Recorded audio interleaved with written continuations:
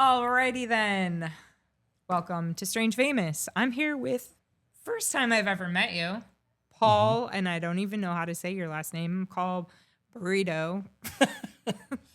I've been called that before. Paul Burrito. Yeah. No, Paul, what is it? Barrios? Barrios. I knew I was going to butcher that. Yeah. But there is a Barrios with an Okay. E. He's a DJ. His name's Eric. Shout out to Eric. Eric's awesome. Okay. And people think we're related, but we're not. We're from the same country, but, well, What country are you from? well, I was born here, but our families are from the same country. Okay, so you're genetically Related, modified. I You're a guess. GMO American. That's right. Okay. I was raised in a lab. Nice. Well, let's talk about that. It all So, started in a petri It dish. all started on a cold night. In what country? El Salvador. In El Salvador. Yes, of course. El Salvador. Probably a freer country than the United The States. best papusas. That's right. Did the you see that best post on the papusas in the world. everything, whatever the Frederick page? Everything Frederick? One of 6 that's out there. Well, this is the OG. Let's just talk Yes, about that. it's We're the in the OG. home of the Everything Frederick OG never been here Facebook before. group. This is it right here. The like 170 some thousand followers or whatever. Yeah. But so yeah. Anyway, sorry. There was a post that somebody was asking where the best pupusas are. So Yeah, we are the for best. anybody that don't know what they are, it's like, Heaven. I always tell people that it's kind of like a quesadilla, but better. It's a cornmeal tortilla. If they use rice flour, okay, fine, whatever. But it's cornmeal tortilla, and it's stuffed with stuff. Typically beans, cheese, pork. There's Pork, some people don't that mess around. do like, Just do the pork ones. Don't mess around with yeah. the- There's one just called right from the Loroco, pork. which is like an herb. Okay. I don't like it. And it's Never heard of probably that. sacrilegious, but I don't like it. It's nasty. I don't like Old Bay, so We can't be friends. that's cool. No, but We just met, so I've lived this whole time without you. I'm sure no, I'll but be all right. somebody Paul. had mentioned, where it's at, and all these people start naming Mexican restaurants. And Mexican restaurants, some of them in Frederick do sell them because they're a popular dish. But if you really want the best ones, there's a place on, is it Modern? No, Opossum Town Pike Okay. called Quechivo. So it's Okay. across from Fort Detrick, next to the 7-Eleven. They're the best people ever. I know exactly what you're It's talking a about. true Salvadoran restaurant, not El Salvadorian or Salvadoran. So it's a true Salvadoran restaurant, and they have the best in town. They're hard to beat. There's some other ones that are good, but You're the second person in maybe 2 weeks to tell me to go to that restaurant. it's really good. Okay, man. And then somebody said Mexico, Mexico. and I tend to be a little bit of a filterless person. Uh-huh. So I said, that's not even a Mexican dish. And he was like, who cares? And I was like, well, if you're going to make a funny comment, at least be accurate with your joke. At least be 'Cause educated. There's still and people funny. that think that El Salvador is in Mexico, but that's another story. Oh my gosh. I saw the show the other day and they were asking these girls like basic common sense questions like name 4 countries. And they were like Alabama. Like they had they're completely clueless. Do you remember the viral Miss Oh my God. America? Yes. What did she say? What was And these United States of Americans, I don't know, she started going, Mario Lopez was like trying not to laugh. Well, that's another thing. I mean, right now we have elections coming up. I'm not It's the here best to. time of the year. Yeah, I'm not here to like get on my soapbox, but I am. That's why I got a show. And I really feel like it's the time of year where you should be paying attention, people. Like, whatever side of the fence you're on, whatever you're doing, there's certain things going on right now in our community that are completely insane, whether you're a Republican or a Democrat or not. You should be paying attention, and at least be informed and educated. At least know who is going to be running our school systems if you have children in this area. Please go and look at the different people running for Board of Education, for God's sake. If you have a child in the school system, you should be very concerned right now. Did you know, Paul, that if your child goes to school, let's say Billy goes to school and he's in 3rd grade. You did it, Billy. Billy goes in and he decides he wants to be Susie. And now Billy wants to dress like a girl and he wants to, be called Susie, and he doesn't want his parents to know about it. The teacher cannot tell the parents about any of this. The teacher has no right to talk to the parents about what's going on with the children at the school. So it's not like even if the teacher wanted to talk to the parent about it, they're not allowed. If and let's take the whole sexuality part out of it. If a child comes in with any kind of mental health issue at school right now, any kind, and they seek counseling at the school, the parents are not informed. That's insane to me. There's a little bit of caveat to that. Right? Full disclosure, my ex-wife was a teacher in Montgomery County. Long line of family that's teachers. Same. I know some people on the school board here. And there's a lot of issues that don't have a lot of clarity. I'm not saying that was wrong or this is right. There's a lot of ambiguity to it. It's my understanding that the school system, and I could be wrong, the school system hasn't necessarily said that they can't. I think there's caveats to it, particularly if the child, because you brought up mental health, particularly if the child is a danger to themselves or others. Right. That's a caveat. Number two, the identity thing. There's a lot of ambiguity to it, it seems. Some people say that the teachers aren't allowed to say anything. Others say no, they can. I'm not going to pretend like I know the answer, but I don't know either. I'm that's not the there ambiguity. every day. So I have no I idea. can't in good conscience say they're not allowed to, but I also can't in good conscience say they are allowed to. So I tend to be in that, please clarify. And I've been meaning and go to ask. educate yourselves. And Yeah, like, I've do been some meaning to research. ask the one person that I know. I'm not going to say who it is because, Yeah. yeah, I'm learning. I'm not saying I don't want anybody jumping on anybody for anything. That's kind of my thing. But the one person that I do know is pretty high up. Yeah. And he's done a pretty good job of releasing he releases a post every Friday that kind of tackles some of these things and tries to bring some clarity. I think for the most part, he's done a pretty good job of clarifying some of those things. And I think that was the topic. So, I could tell you off. Yeah. Or, offline. just send me a link to the video that Yeah, for sure. but yes, I mean, educate yourself on what's going on. I'm one of those people that I feel like if you don't stand for something, you can kind of fall for anything. You know what I Yes. mean? And I do think that it's a time where people are completely like fear mongered by everything online. They're worried about this and that because they saw a post about this and they saw that online and da da da da da. Use your common sense, okay? How about we all just like look up from our phones and open our eyes and ask a couple of teachers a couple of questions and go and take, a few minutes on your own accord to do something and do some investigating before you just like take somebody's word for it that you follow on the internet. You know what I mean? Yeah. And I think a lot of it too has to do with like at our core, we're tribal beings, right? We want to be with like-minded people that sound like us, talk like us. And I think one of the things that we have lost is healthy dialogue. So there's a lot of people that aren't willing to have healthy dialogue. Whether you agree with this person running for office or that person running for office, whether it's red or blue, there's a lack of kind of willingness to have conversations. Totally agree. And I always find myself in the middle of it because I have friends on both sides of any argument.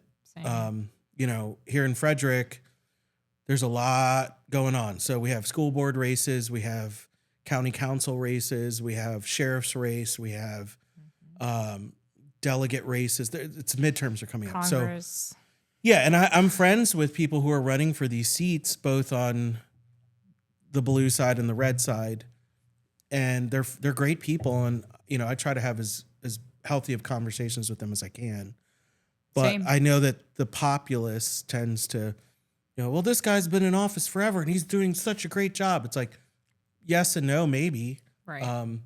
There's nothing wrong with kind of weighing whether or not change is meant to come. And for those that are reading between the lines, I think some people will figure out who I'm talking about. Anyway. Yeah, I think so. I know that we were both at the event for Reforge a few weeks ago, or was it like a week ago, right? It was really awesome. I've known Katie for for a while. Awesome. Yeah, I Katie's mean, awesome. I'm there. I do marketing over there a lot. I'm doing stuff for VSC, so I was like Nice. holding the phone. I was the one that, if you watched it live, that was me. That was my arm sacrificing for your happiness, and Thank you I for was your happy service. to. Yeah, that was my that was my work. It was work. But I love being there. I love Yeah. talking to the veterans. Like, they tell this most amazing stories, man. Some of them are such great storytellers. I can't wait to get them on camera. But I thought the event was crazy because, you know, the whole situation with the statues that were removed from the facility, it really sparked some controversy, and it definitely sparked a lot of questions in my mind as to, first of all, like, the statues, who were they for? Like, I kind of did a little research on my own and figured out what the whole backstory was. And I actually interviewed Danny Farrar, which I'm sure you know who Danny Farrar is. I don't know who that is. No, you don't? I'm just joking. I work out at his gym. I know, I'm just kidding. He's a good buddy. I've seen you guys together before, so I know you're lying. No, he was on the show and explained. He gave me the real deal this morning on my show. So today you met with him is today? Yeah. So Nice. today's Tuesday. I did a full hour-long interview with Danny this morning. So if you haven't seen that interview, it's going live today, 5 p.m., which today is whatever day it is, Tuesday. So it'll be live tonight, and I'm sure it's going to spark a lot of questions, and I hope it does, because I think there's a lot of unknown right now. So There's 3 sides to every story. oh yeah, There's one person's side, there's another side, and then there's what actually happened. Only reason why I know a little bit is because my lovely wife used to work at the VSC. She's awesome. And obviously I'm friends with people Katie, who runs Reforge, and I'm very involved with them as well. I think my personal take on it is there's a lot. Yes, there's a lot of noise online. And my personal opinion is that I kind of wish that everybody involved would kind of sit down and have a little powwow, a little come to Jesus talk. I know that's a pipe dream, because I know there's a lot of history with everybody that was involved. So yeah, I'm not discrediting any of that. I just think that conversations in the public space, the way that they have been going, nobody looks great right. when you're debating stuff in public on comment threads. Yeah. Especially if we're all talking I'm about nonprofits and veterans and Yeah. touchy subjects, suicide, and all the Yeah. stuff that we're talking about with Yeah. this. And you have people's families that are involved that, you know, I feel like they're wondering what's really going on. Like, and then you have people donating to these charities, and they're probably sitting there going, what am I donating to? Am I, you know? So I actually just talked to Diane Fouché, was on my show a few days ago. Actually, yeah, I just saw a little bit of that last night. Yeah, and we were talking about I was asking her, like, as the county executive, right, what would the role be in, like, holding some of these companies and nonprofits, like, accountable for what they're doing with their money? And she was like, no, there's no accountability from the government at all. It's just a matter of you as a donor paying attention and asking to see the budget and where the money's going. And you have to, if you're donating to that nonprofit, it's your responsibility. Yeah, I mean, getting a nonprofit license or a 501c3. It's not the easiest thing in the world. Right. There is money involved. There's licenses. There's all this other stuff. I know various people that run nonprofits. So it's like, I'm not saying that any joker off the street can go get one and start laundering money. Nor am I accusing anybody of laundering money. I want to be really clear. But there's not much that local government I don't want to say can do, but there's very little that they get involved with, only because there's a lot of layers to that. I'm going to accuse Hillary Clinton of laundering money through her nonprofit right here. You heard it here first. I'm putting it out there. trying to be really nice. The Clinton today. Foundation is a fraud. My wife said, "Don't be sassy." It's a fraud. And so I'm like, and we did not go to the moon. that's a different story. We can talk We're about going to that. talk about that next. So whether it's a veteran nonprofit or a breast cancer nonprofit, and I'll even go out because I have a really thick history with this, or even a church, right? You're donating, and the people that are it's a big one. donating are putting their faith and trust Right. That in these that people are doing institution. good things with the Right. money. Right. Right. And right. I want to say that people have good intentions. Oh, yeah. Obviously there's going to be bad apples in every space, but from what I understand, I know that all the organizations around here are at the heart of it trying to do something. And I can at least appreciate that. I agree. We might disagree on methods. I think they start with good intentions always too. I think every nonprofit is started with like a mission and idea. Yeah. And then I think that like Danny and I were actually talking about this too. Like if you get to a point where you're like, oh, we can only do so much with this. Like if you're donating 99% of the money that's coming in, you can't operate on 1%. No, there's you know operation what I mean? costs, Like, yeah. right? Yeah. So those are unrealistic like goals to have. And that's when people get in over their head is they make these huge high in the sky like promises with their nonprofits and then it's not sustainable and they're not getting enough money in to sustain the growth they're talking about or, even just the operations of a business. It's still a business. It has to have marketing, operating costs, etc. Yeah. So And we live in society where there's, nobody's perfect. Right. Right. We're all fallible people, on, meaning we all make mistakes. You better back it up. I probably made 4 mistakes on the way here. Mrs. Burrito is listening. Yeah. So, there have been nonprofits for years. There's some sort of, I don't want to even say controversy. There's some sort of, they offended somebody, whether it's Live Strong, Right. If like, you guys remember Live Strong. yeah. Did you have a Live Strong bracelet? I never did. Oh man, I had one of those. I've always, don't take this the wrong way, but I've always had this, like, I would love to just like open my door and hit one of those bikers with my door while I'm driving down the road. It's not very nice. I'm not always whether nice, it's like guys. Live Strong or, Big surprise. I don't want to name any other ones, but like It's other okay. We know, organizations, Yeah. that have had some A little pushback. Right.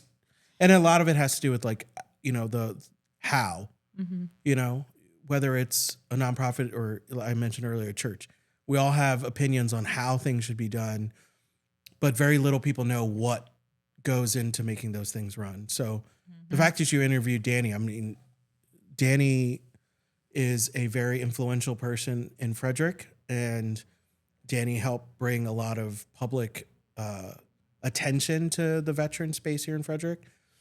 And he just laid out his side of the facts. Yeah, but he can also clear. tell you, the Platoon Reforge thing aside, he can also tell you that it is a lot of work that goes into it. It's a lot of work that people don't realize. Yeah. Whether you agree with whoever's the head of it or how they're doing it, it's still a lot of work. And I don't, And without goodwill, the Veteran envy. Service Center would not exist. Right. Like all of those, Right. all of that is just Right. because of Goodwill Industries, which is a nonprofit that supports the entire facility, all of it. So, yeah, I mean, And there's a difference between all the Goodwills. There's the Monocacy Valley. Now, it's my understanding that Goodwill Corporate is who runs it. correct. Yeah. And they're based out of Arizona. Yep. So, Yep. anyway.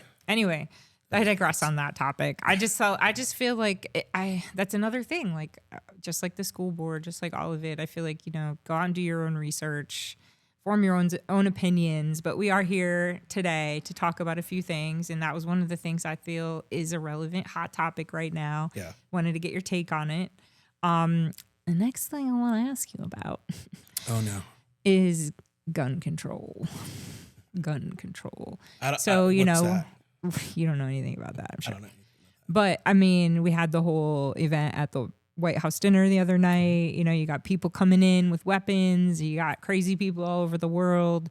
Do you really think that guns are the problem? And how do you feel we're going to fix the mental health crisis we have instead of focusing on gun control? I don't know. It's a very loaded question, pun intended. Very loaded. So I am very involved in the Pro 2A space.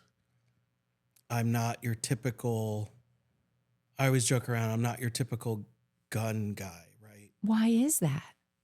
I didn't grow up with. Where do you work? I do some work for a range here in Frederick. One that's in downtown, the only one that's in downtown. Pew pew.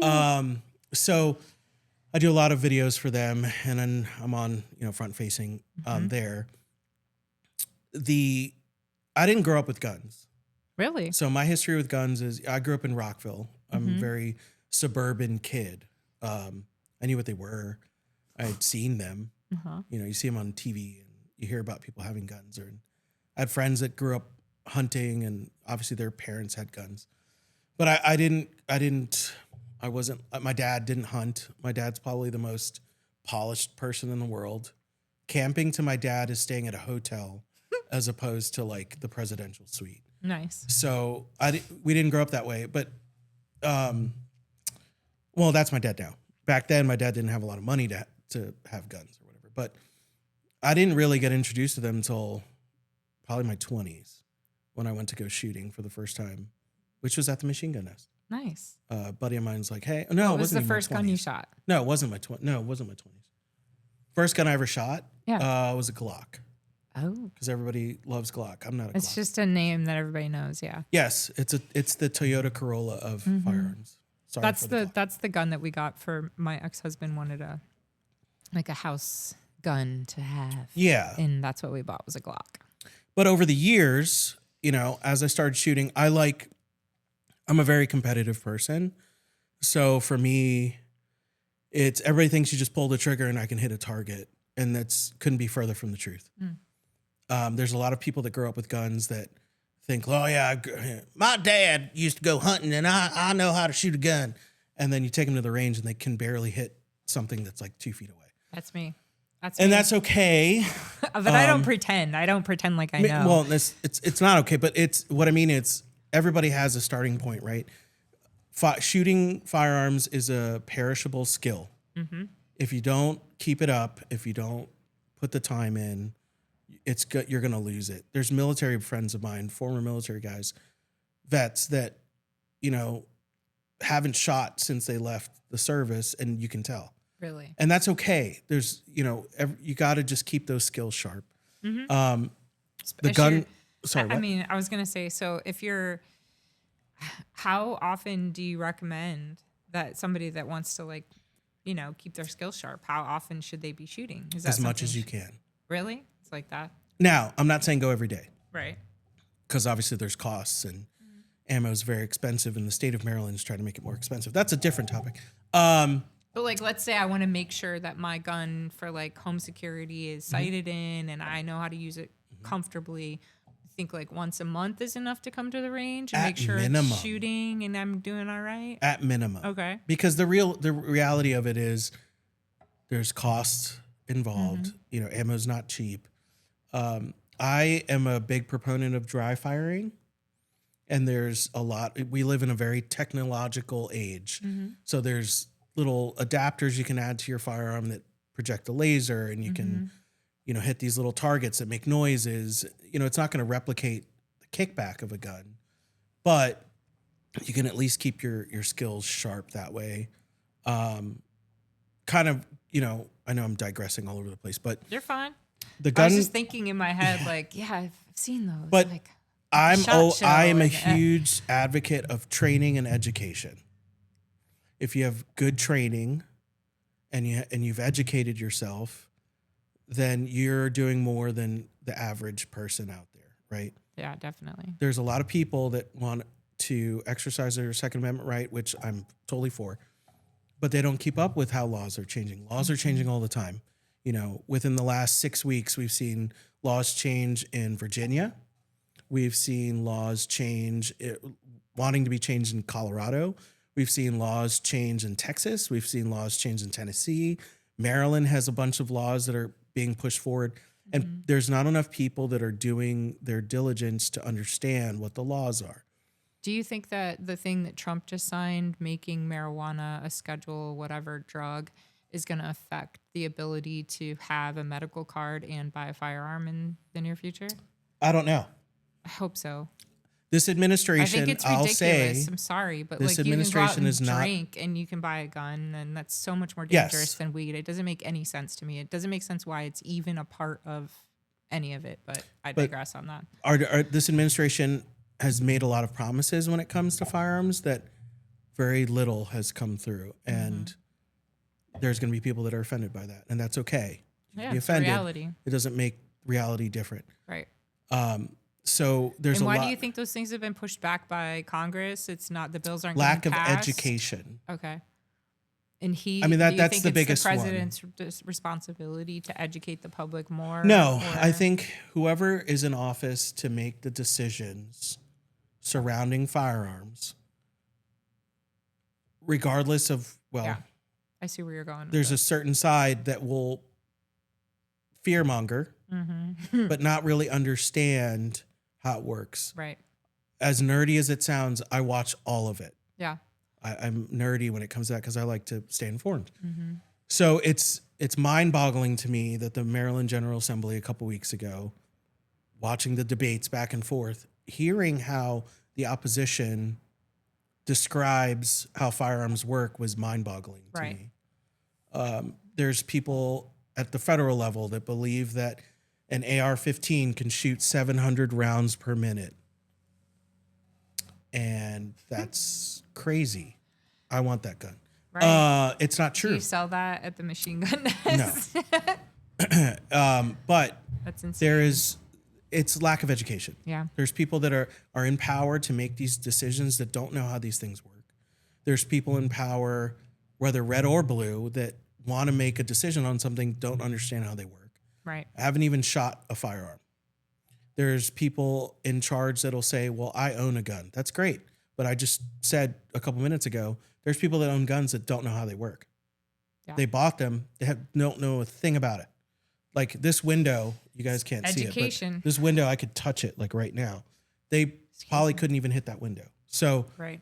there's education, there's training, there's a lot of subjective arguments being made, meaning arguments that are made that are not grounded in objective truth, right?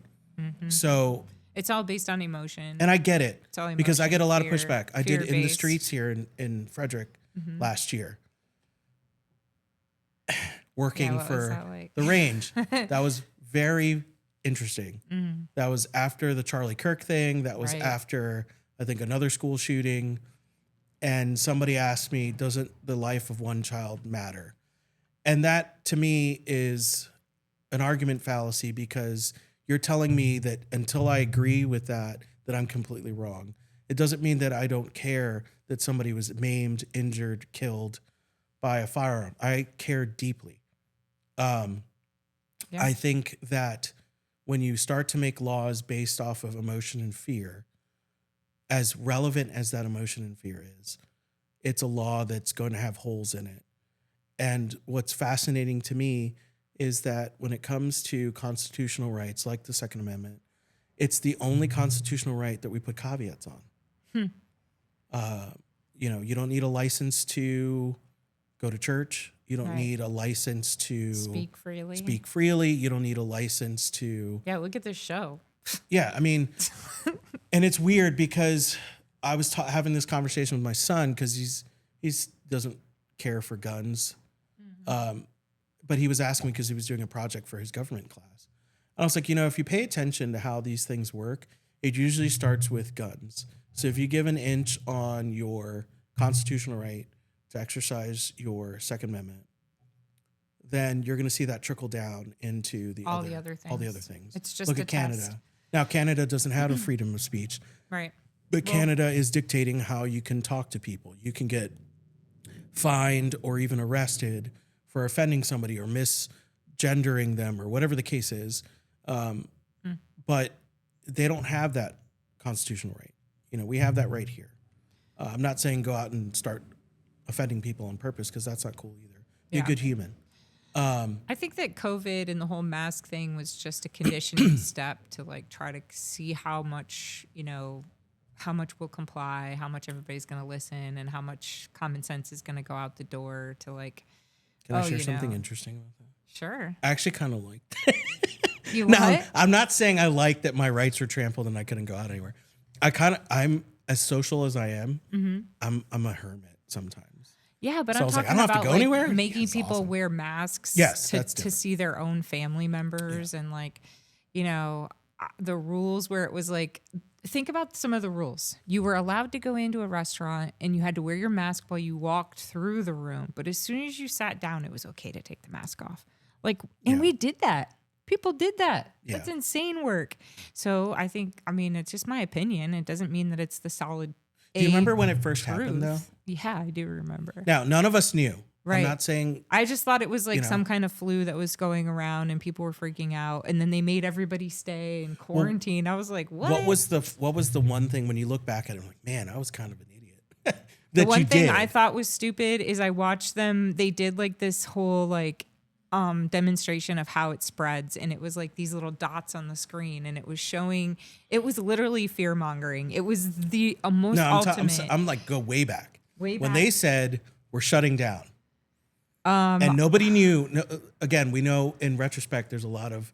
I was one of the people that literally was like, "This is so stupid" from day one, and my kids even no. I didn't wear masks. I didn't get a vaccination. I literally went into every store without a mask on and got kicked out. I was that person. So rebel. I was pissed. I was like, I this wore is gloves. So oh no. Remember? So I was like, I guess I'm supposed to wear gloves. Somebody told me when I walked in the one store, the guy, it was like an Asian hair store here in Frederick, and the guy was like, you have to use hand sanitizer to come in the store, and he had a pump there that looked like it was covered in grease and stuff, and I was like, so you want me to touch that? I remember running into a friend. I was like, you're insane. I'm not doing that. I ran into a friend at Food Lion, and it was like the week everything shut down. Uh-huh.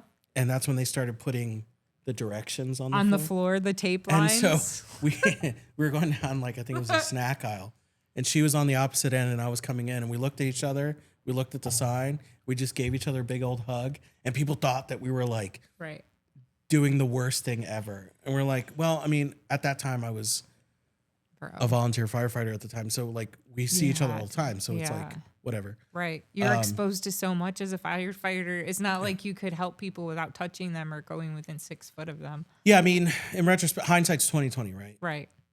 You know, a lot of information has come out. Do you see what I'm saying though about like, so think about what that did to our kids and conditioned them to comply to shit like without really thinking clearly. You know, they watched us do it. They watched us comply and put on masks and like not go to church and like all this stuff. Why? I was at a church that shut down. We were told not to. It's like, so, I mean, I just feel like if we really want to think about it and you want to think about end of days stuff, like I do think that we're being conditioned and our generational conditioning is beginning. And our kids are going to be more conditioned than we are, and their kids are going to be even more conditioned. Yeah. And I don't know, not to be conspiracy theorist, but I do think that AI is going to become a huge threat to everybody in the next 5 years. I love it too. I literally use it all the time. But when AI starts telling itself what to do better and it's no longer independently dependent on us, it's completely independent on its own. Yeah. Then we're going to have questions, I think, how to stop it. That's what we're going to be wondering. How do we stop it? At that point, it's going to be too late. But so the other topic I wanted to ask you about that is related to AI is the data centers coming into the community. Nice. Yeah. So that was a nice little pivot, wasn't it? Saw what you did there. I have pretty like substantially mixed views on it. Like I hate the idea of us taking over farmland. I hate even more that we did it like at the backdoor way that it was done. That's the part I really hate about the data centers coming into the community. But I do think we need data centers. So it's like, I think we need to just be smarter and more responsible about where we're putting them and how we're, allowing the public to be a part of the decision-making process needs to be done. Well, there's two things. There's so many more than two. But well, there's a couple things. Tell me your first two. There's people that say we don't need them. Okay. Here's the thing. We need data centers. Right. Now, before people jump on me for saying that, the method, that's a separate conversation. We need data centers. If you don't want data centers, stop using your phone. Stop relying on the internet. Stop relying on anything GPS, that's technological based. Anything. That's the reality of it. Smart anything. The method as to how these data centers are being put in, that's a separate conversation, right? There's a lot of people that don't realize that there is a master plan for Frederick County. And these things have been on the books for a little bit. It's like right? a 10-year plan, right? Yes, that's number one. Right. Okay. And before the people jump down my throat for that, that's the truth. There is master plan. So when people are like, I can't understand why there's so much development, but it's been in the plan. Number one. Number two, how it's being done or how it's being expanded or but this, but that. That's where I tend to struggle a little bit because I'm very very much libertarian in my views on things. I tend to lean more conservative, but I tend to be very libertarian. I don't like the government telling somebody what they can or can't do with their land. So when the government is coming in and trying to use eminent domain, for those that don't know what eminent domain means, it just means that the government can now say, this is mine. We need it. Sorry. Right? I don't like that idea because there are places around the county where eminent domain is being used to push through, whether it's data centers, whether it's MPRP. I don't know if you know anything about MPRP. Power lines. The power too. lines. Yeah. Where they're trying to do that. And it's not just, I need the land to put in this tower Right. or I need the land to put in this building. You know, it goes beyond that because it's just government overreach. It's some of that, yes. But it's also like the whole picture is not being shown, right? It's not just the tower. How are they going to put the tower in there? What do the access roads look like? What does the infrastructure look like supporting it where you want to put it? There's a lot of that that's going on. Yep. And I'm not a big fan of it. And I think that there's a lot of people that are finally kind of now realizing what's involved and they're getting involved, which is great. They're signing petitions. They are going to different meetings to hear about it. I don't think it's too late. I think that wouldn't be fair. I think that people need to continue doing that. I like that it's been a very non-political thing in terms of Republican and Democrat, because there's Republican and Democrats that everybody just are hates upset it. by it. So yeah, everybody hates it. It's not a touchy subject for political reasons. It's a touchy subject because I think some people are speaking from, like we said earlier, out of fear and emotion versus doing a little research and like calm down. You know, these are things that have been in the works for a long time. Yeah. But unfortunately, we're going to need data centers. And, you know, not to get political again, but there was a guy named Chris Burnett that's running for Congress that I heard speak about the data centers that had some very, very logical and very, very smart ideas about how we can use current industrial centers, renovate those into data centers versus ruining more farmland. You know, like Hagerstown, for instance, they're actually doing that right now. They're renovating an old industrial park and turning it into a potential data center. So I do feel like there's changes going to happen, whether we like it or not. It's just about having educated decision makers that are making some long-term decisions that look good for our economy, but also our environment. I mean, we have a watershed here that we need to think about and protect. And I think people are kind of like, oh, we need money. There's a watershed. There's so much. Yeah. There's a lot. There's a lot to protect. The other part of that whole discussion that I want to do more research on is regarding the panel of people making some of these decisions. And I think that I want to really do more research and figure out who those people are. But I understand right now that a lot of the people making the decisions for building and approvals for adding on, you know, additional housing, additional neighborhoods and stuff are the builders themselves. So I feel like there's people from a lot of the larger construction companies in the area that are on the boards that are making these decisions that have a pretty vested interest in saying yes, and see it's a pretty large conflict of interest. And I'm confused and I want to do more research on that for sure. Or there's people running for office that receive donations from developers. And I'm not saying developers are bad. But they're being bribed. The optics. They're literally being bribed. They're giving bribes. The politicians are being bribed. Somebody recently just told me that one person got a brand new gazebo built by a developer. I can't wait to figure out who that is and go find some pictures with my drone. If I disappear, you know what happened. I'm with Epstein somewhere. I hope not. God, that would be a horrible ending to my story. That's the last guy I want to hang out with. I don't know. I have some real serious questions for him. Don't you? Like, wouldn't that be an interesting person to get a chance to talk to? Yeah. I mean, Oh there's my a lot gosh. of people that I don't know if I want to hang out with him for long, but I have some questions. Yeah. I definitely don't want to be alone in a No, cell you don't want to with be a man. associated because then your name will be on that list too. Oh, my Lanza. Oh, no. Well, it seems like we're protected if we're on the list, so it doesn't really seem to matter, honestly. Everybody's protected. Everybody's protected on I that said list. that out loud. My inside thoughts came out. Mr. Burrito, we're in trouble. All right, so other questions I wanted to ask you while you're here. So you just said that you go to the gym. You've seen Danny at the gym, right? What are other activities that you do for fun, you and your family? Oh, well, we're at the gym a lot. Mm-hmm. We actually go to 3 gyms. Really? Uh-huh. Oh, wow. So, and people, why? It's like, do you have like a routine you do on kinda, is Tuesday shoulder day and Wednesday's leg day and that kind of thing? So we're members of Crunch here in Frederick because it's cheap. It's a great gym. My daughter goes actually keep that membership.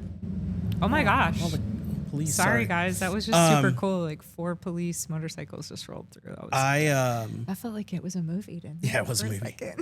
It's my entourage. Yeah, they're coming to get my me. next event. They just heard what we were talking about. No, we're members of Crunch, and I really only keep that membership because they have a recovery room, which is really cool. Love the recovery room. The recovery room there is really tanning nice. beds. They've got massage chairs. Yeah, it's the massage chair that I like. I like the infrared sauna. Ooh, I love the sauna in there. So it's a fantastic gym for that, and we it's should have cheap. did this interview in the sauna. It's super cheap. I like that place. I love that place. And then we go to Soldier Fit. Mm-hmm. I was a competitive power lifter for a long time. Really? Mm-hmm. My coach that used to go to Soldier Fit, she used to work there, and she's moved on. But I still go there, and I'll still do my powerlifting routines there. And then my wife and I recently started going back, or I started going back to CrossFit. My wife wanted to try CrossFit. And we started going to CrossFit Frederick. Okay. I did CrossFit for like 8 years and then got into jiu-jitsu and powerlifting. And then that's kind of how I got to Soldier Fit. That is pretty because awesome. I used to, my kid started jiu-jitsu first, took him to jiu-jitsu. I would leave, go to CrossFit, come back, do jiu-jitsu. And I remember Danny coming to me and saying, like, why don't you just work out here? And by that time, I wanted something different. I was kind of burned out by CrossFit. Mm-hmm. And I started getting into powerlifting and jiu-jitsu and did that. And so you work out a lot. It sounds like a lot. It doesn't look like it sometimes, but yes, I just like moving. I like being active. I wouldn't say you don't look like you don't work out, but you don't look like you miss a meal in between no, workouts either. I love food. I do food too. That's why I work out. But if I'm in like competition prep, that's you a can whole cut. different. You can cut. Yeah, Yeah. I like tacos too much. And papusas. Yes. So we do that. Favorite places to eat other than the spot? The Cachivo. Honestly, like, it really depends. Mm-hmm. Do you like sushi? I do like sushi.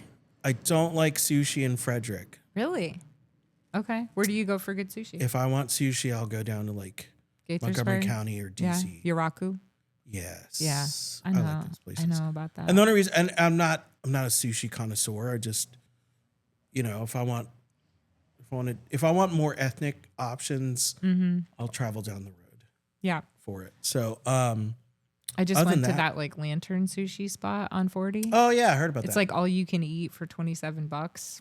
That's cool. If you want to just go and sit and have some decent sushi for not very much money, you can be super picky and just have like a little bit of this, a little bit of that. We tried like 5 appetizers and 5 rolls. It was amazing. That's awesome. It was fun and it was good, and it's all fresh because they make it like you order it and then they bring it to you. It's not like a buffet, That's which cool. I'm not a big buffet person. I definitely don't like the idea of buffet sushi. Yeah. That's gross to me. Yeah. Really gross. Yeah. But yeah, anyways. Outside of that, yeah. What else we're do you big like? music people. Ooh, I gig around Alive at town. 5's about to start. Do you go to that? I've been. Yeah. I like Alive at 5, depending on the band. I just like downtown We're going to a concert vibes. tonight. Really? So, Where are you going? We're going down to Jiffy Lube. Sweet. Yeah. That's fun. I Yeah. love that venue. I don't like parking there, but Yeah, but it's a fun we're venue. going to a concert down there. That's And awesome. I've so seen Luke Bryan there. I've seen a bunch of people there. Yeah, we tend to go to concerts. I gig around town, so I'm always doing something musical. What does that mean? I do solo acoustic stuff What? at a bunch of the breweries Where's downtown. your guitar? You should have sang something for us. Yeah. So I do that. He says, yeah, like I'm not serious. Outside of that, I'm very musical. We could do a duet. I do a little bit of everything. What's to your be favorite honest. song? Oh boy. What do you like singing when you're doing your acoustic vibes? I do a lot of renditions of like Ozzy. What? I do a lot of 80s stuff. Sick. But I rearrange them because I don't like sounding like a karaoke of stuff. So it's like an arrangement of the lyrics in the song with your yeah. own style. I mean, I've been That's gigging nice. since I was Your own little cover. 12. What? That is so I was cool. playing in clubs when I was 15. How did I not know that about you? I kind of like went on your social media and stalked you a Yeah. little bit before we came on here. Yeah, You don't tell people that enough. a lot of people say that. You don't. You Yeah, should talk. I like being an enigma. Yeah, I get that. I do Yeah. a lot of weird stuff too that people don't know about. Yeah. Like, I just published a children's book last year. Working on Nice. my second one right now. This is like the children's book that one lady on TikTok reads. I don't know who that is, but she can read my They're book. hilarious. I'd be cool with that. They're very suggestive, but they're hilarious. No, They're like children's. mine is about hunting. Oh, Carolina's Wild Adventures. there you go. But it's illustrated by this really cool guy named Luke Dude, and he's 25. He's autistic. Oh, okay. And he came to me through the Western Maryland Consortium. We just kind of became buddies. Yeah. And after his internship ended, we wanted to keep doing stuff together. So we did a book last year. Nice. And now we're doing a second one. So shout out to Luke Dude. You know I Nice. love you, buddy. Yeah, and outside of that, I paddleboard every summer. So I What? like doing Where do you do yeah. that at? I go to Black Rock in Germantown. Uh-huh. I go there for kayaking sometimes. It's a great spot. Thought I was better than I was, and I tried to go in the Chesapeake Bay. That did not work. I was going to say, where do you go? Because you have to have kind of calm water to paddleboard a little Yeah, bit. I didn't think that one through. bet that I was went fun in to at was that Sandy Point, Uh-huh. and I paddled out. I was like, oh yeah, I've been paddleboarding for a long time. I should be able to do this. I got tossed around. It was the worst. I thought I was gonna die. No, thank you. No, thank But you. yeah, whatever. I'll try. I'll try anything. I was raised in northern Michigan, and we had like big lakes, obviously, but there wasn't any sharks or anything believe in the they're water. great. They're great. They're great. What part of Michigan? I grew up on Drummond Island, which is way up by Canada. So I took a ferry boat to go to school every day, and Nice. it was So such a you're a cool hockey way to fan? grow up. Oh yeah, we had our own ice rink in front of my house in the winter. My dad made a Zamboni machine, Wow. so the kids would all come and get off the bus at my house, and we'd play Do hockey. you say a lot? Yes, I said it a lot growing up. Do you A lot, watch a lot. Letterkenny? I have seen it all. Hey boys. Hey boys, hey, I'm gonna go get that boat. Yeah. Get out and about. in a Don't you boat. know? Don't you know? But yeah, I mean, I grew up fishing and hunting and doing all that kind of stuff every day. But I've never been fishing. we would go in the water and you never had to worry. Like there was nothing in there that was gonna maybe Yeah. a snapping turtle or something, but it's a snapla. Yeah. That's all you had to worry about. Maybe getting your toe bit or something. But Yeah. there was nothing poisonous. There was nothing that was bigger that could eat you in the water ever. You'll just freeze to death. Yeah, That's I all. mean, you could freeze, but you're not gonna get your arm bit off by a shark or something. And Yeah. That's the only way to the live. ocean though. scares me when I go out there and it's so churny and you can't see it. But then you get down to like Florida Keys where you can see the bottom. I'm down for that. I'm down for that all day. I just don't like not seeing what's going to eat me. You know what I mean? Yeah. I get that way too. Yeah. I don't like that. And I don't think about it until I think about it. Right. Or something like touches your leg and you're like, oh my God, I'm Yeah. in the ocean. Yeah. Like there could have been a shark. It could have been Yeah. a jelly, anything. I don't know. Yeah, I mean, with the paddleboard, like I have some friends who are like, "Do you do fishing on it?" I was like, "I've never been fishing. I wouldn't know what to do." I think that would be And fun, as like paddleboarding, firearms fishing. friendly as I am, I have friends who are like, "You ever been hunting?" I was like, "Never been hunting." Wow. We should go hunting. Yeah, I talked to Danny about learning how to shoot a bow. Yeah. When he first started hunting, He's first way started, manlier than me though. Well, he didn't know his ass from his elbow when he started, you know what I mean? And when he started hunting, that's when him and I were kind of like even closer friends. And he, you know, didn't really have a lot of friends that were doing archery. And I think like for a dude, it's hard to ask other dudes for help with stuff like I don't that. mind. So he was comfortable asking me like about some of his asked him archery like 2 stuff. weeks ago. I was like, so if I want to buy a bow. Well, Danny's different. He has his own little level of masculinity that he doesn't need to like, you know, I guess. I mean, I want to pride. learn. And you're his friend. So it's just like. My father-in-law. Go out with him. They live in Texas. And we're supposed to head down there for a trip at some point. And I was like, can we go like hog hunting from a helicopter?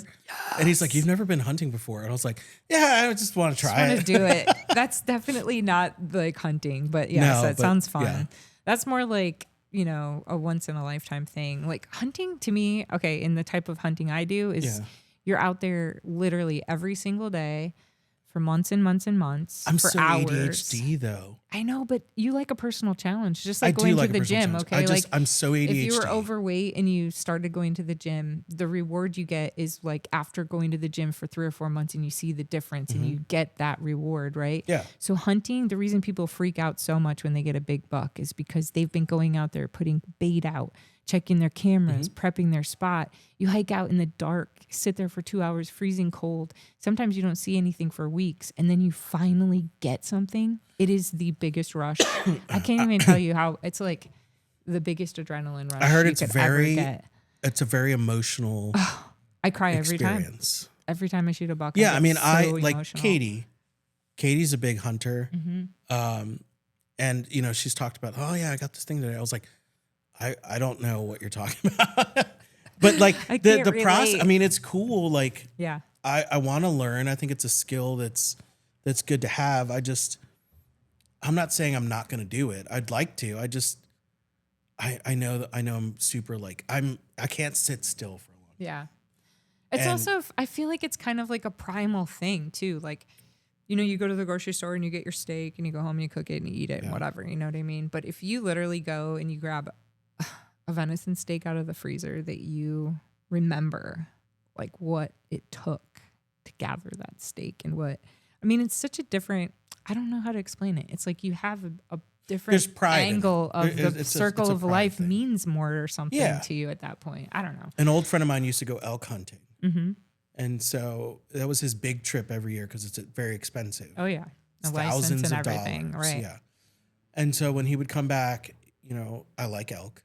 I like venison to a degree. Mm-hmm. So having that skill, I think, is cool because, you know, I did this. You know, Yeah. like I forgot what cartoon. Look at my hands, dude. You know, like. But it is. wanna learn. It's a really. I think everybody, if you are not a vegetarian, just to have a little bit more of a like appreciation for what it takes to like harvest meat, and I think that people are just like kind of brainless. They're like, oh, eat 40 wings this weekend. You know, Yeah. like, dude, But you're just not hunting chickens. No, but and you you're have not a different. hunting But I don't. cow. I'm not one to be a glutton about eating Yeah. meat at all, even if it's wings or something. No, I love meat. Yeah, I do Like, too. I'm I love it. Latino. Meat is like, you know, Every meal is staple. based around Yeah. the meat, right? But it's like, you know, I think of things that I like to eat. Like, I'm not going to go hunt I don't think I can go hunt a cow. You can raise one. You could have back in the day. You didn't have Look, meat I grew unless up in you suburban raised Rockville. a cow. I know nothing about but cattle. I guarantee you that if you did raise a cow, it would taste better when you ate it. I don't know if I could do that. That's my buddy. You know? Oh my goodness! I'm just messing with you. No, I get I have it. a friend that I get it. raises No, I really cattle. do. Shout out to Patience. She raises cattle, and I've talked to her about it, and it's like it's a whole thing. Like I think it's neat, and I envy the people that do, you know, cattle raising, that, you know, have chickens, people that will go hunting. Like that's a thing that's so foreign to me. Like It's I foreign wish to I most knew. people. and Like I you're think not I an can anomaly. learn. I think you're more average. Like, But I'm also most one that people. like, I'll like, you know, people say I like to jump in with both feet. I like to cannonball into experiences. Right? Nice. So there's like this one thing that's on my checklist of things that I would want to do. And you've heard of people like swimming with sharks, and they get in the cage and the whole thing. So I had a buddy of mine who went down to Mexico to do that. And I was like, you know what I wish they could do? And he says, what's that? I don't know if it's not feasible. I would love to be dropped off in like freaking, Kodiak, Alaska, and put in a safe cage and just see a grizzly bear up front. I think I would wet myself, but I'm so fascinated by bears right now. Really? It's like that's your thing. You can tell what I'm into when you look at my YouTube history. And my wife will laugh at me. She's like, yeah, he's either looking at watches, he's looking at whatever gun he wants to buy, and right now, whatever a little obsession he has. And I've watched all these grizzly bear specials. So I was like, that looks so cool. Wow. And then I think about like the logistics of doing it and seeing an animal that could it's like the biggest literally apex just put predator. your head right in its mouth. No. And then did you see The Revenant with Leonardo DiCaprio? You're a hunter, no. right? I saw it where he like wrestles the grizzly bear. He doesn't wrestle the grizzly bear. Well, the grizzly bear had its way with him. almost kills him, and then he lives through it, and he like drags. And that's a true himself, story. Drags himself. Obviously, out the of movie it. took some liberties. That movie but was awesome. It's a true story, insane and the movie. documentation that they have of the injury that guy survived with is like ridiculous. Insane. Well, the island I grew up on, we didn't have grizzly bears. We had black bears there. And it was pretty normal to see black bears like in the yard or out, like especially if you cooked out, it would go out after you were done and it would dig through the fire and see if anything fell in and whatever. So it was a pretty normal thing for the DNR to come and put like a trap outside and catch the bears in the more residential areas and then take them to the other end of the island and let them go. And there was one dump on the island where everybody took their trash and it was always like on fire because they were burning the trash all the time at the dump. And there was always bears there. And so everybody would come and dump their trash. And it was like a normal thing. People would just bring cases of beer and sit there and freaking drink beer and see what's going to happen. I mean, that was like our entertainment. Yeah. I've seen brown bears because I used to camp and rock climb. Mm-hmm. And I didn't know if it was a baby because I didn't know how big they get. I was like, there's a bear in the park right now. And if that's a baby, I know that you need to get out of Dodge. That's all I know. Yeah, you don't want to be between the baby and the mother. Like if you're on the outside of that circle, you're pretty safe. But once you're between the mom and the baby, you're done, son. But well, grizzly bears and guns and political chatter. This was pretty fun. Yeah, I really appreciate you coming in and doing this with me. Thanks for having me. I know it was like my ADHD was on full display today because I'm all over the place. Well, you got me this beautiful Red Bull too. There you go. And I always try to shout out to Joy Convenience across the road because they are not my sponsor yet, but I think if I keep shouting them out, it could potentially happen. They bring me so much joy. They have a fantastic cigar collection. What? All right, I'm going to have to go over there again then. Shout out to Shannon Flannery, the goddess of real estate in Frederick here, and the home of everything Frederick, where we were able to shoot this beautiful podcast today. So thank you for allowing us this space. And if you're looking for a place to get trinkets and collectibles from local artisans, pop in here. Check them out. They got all kinds of cool stuff that you can buy and take home. Thank you again, Paul, for coming in, being on the show. Thanks for tuning in. If you enjoyed this, please subscribe, give me a like, and holler at your boy, Paul. Follow him online. He's talking about grizzly bears. See you guys. Bye.